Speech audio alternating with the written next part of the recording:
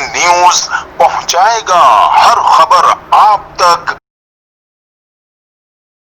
کراچی کے علاقے کلفٹن میں نیبرہڈ پارک کی افتتاحی تقریب کا انعقاد کیا گیا، جس میں ڈپٹی کمشنر جنوبی ارشاد سوڈھر، میونسپل کمشنر جنوبی اختر شیخ سمیت دیگر شریک ہوئے۔ نیبرہڈ پارک کلفٹن کی اثر نو تزئین و آرائش سندھ حکومت نے نجی NGO کے اشتراک سے مکمل کی ہے۔ نیبرہڈ پارک میں چہل قدمی سمیت مختلف کھیلوں کے لیے جگہ بھی مختص کی گئی ہے۔ پارک میں خوبصورت اور رنگ برنگی بینچز، شیڈز بھی لگائے گئے ہیں تاکہ شہری یہاں آ کر لطف اندوز ہو سکیں۔